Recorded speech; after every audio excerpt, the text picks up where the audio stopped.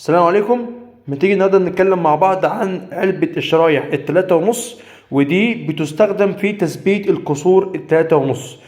زي مثلا الراديوس والقلنا، زي مثلا الكلافيكال والى اخره. طيب، عندنا اول نوع من شرايح التلاتة ونص حاجة اسمها شريحة تي اليس. طبعا احنا عندنا الشريحه بتتكون من البادي بتاعها، البليت دي اسمها شريحه يعني بليت، بتتكون من البادي بتاعها وفيها اخرام اللي هي حاجه اسمها هول، وعلى اساسها بنحدد بقى الكسر ده محتاج شريحه مثلا 4 هول زي دي كده، 4 اخرام يعني 4 هول. ممكن مثلا زي دي مثلا كده 5 اخرام تبقى 1 2 3 4 5، يبقى 5 هول.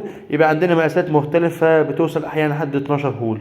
يبقى دي اول شريحه حاجه اسمها التي، شكل التي اهو، تي اليس. تاني شريحة عندنا حاجة اسمها الوان ثيرد. الوان ثيرد بتبقى واخدة شكل كيرف من جوه. بص كده، لو جينا على الشكل ده تلاقي واخدة شكل كيرف من جوه اهو. خلاص، اسمها وان ثيرد، ونفس الكلام مقاساتها المختلفة. يبقى قلنا دي اسمها تي اليس، ودي اسمها وان ثيرد وده شكلها. خلاص كده. طيب، عندنا حاجة اسمها شريحة سمول او الدي سي بي بليت، حاجه اسمها دي سي بي بليت، او شريحه سمول. قولوا شريحه سمول مفيش مشكله.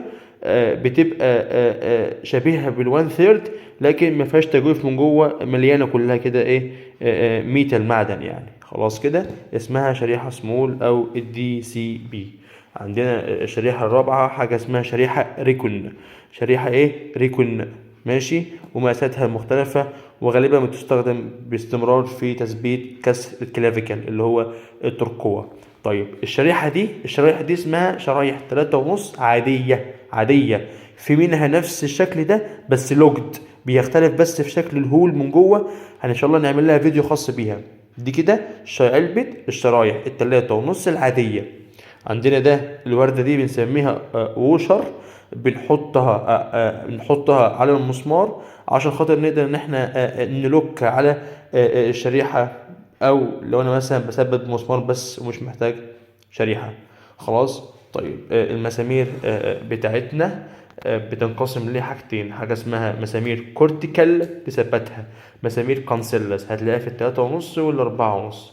كورتيكال وكانسيلس، الفرق ايه؟ قالك ان مسمار الكورتيكال ده بيختلف بس في ان السريتد بتاعته. يعني ايه سريتد؟ يعني الدوران ده، البورمه دي بتبقى المسافه بين البورمه والتانيه قريبه جدا لو انت شايف الفيديو كده. انما الكانسيلس بتلاقي المسافه بين البورمه اكبر شويه. خلاص. بص، اكبر شويه. لو جبنا مسمار كورتيكال وحطيهم جنب بعض هتلاقي الاتنين فيهم اختلاف.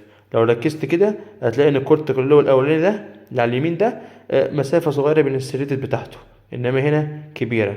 طب بيستخدم في ايه؟ قالك كل ما انت بتقرب من اي جوينت في جسمنا يفضل تاخد الكانسيلس. يعني خلاص كده، العظمة الكانسيلس بتاخد مسمار الكانسيلس بتاعنا. خلاص كده.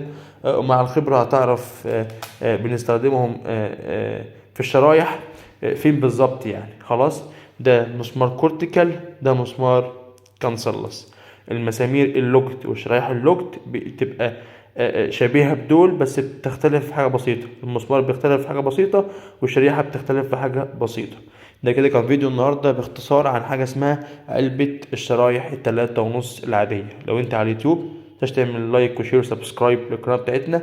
لو انت على الفيسبوك متنساش تعمل شير للبيدج بتاعتنا، وخلينا نشوف كومنتاتك سواء كانت بالإيجاب أو بالسلب. نشوفكم بإذن الله الفيديو القادم. طبعا قبل ما اقفل الفيديو، احنا دي العلبة بس، لكن بنفتح معاها بقى علبة آلات 3.5 جنبينا بقى، وجنتياتك وشاشك فوطك وتجهيزك بشكل كامل. انما دي انا بتكلم النهاردة عن العلبة فقط والشرايح فقط. نشوفكم على خير بإذن الله الفيديو القادم. السلام عليكم.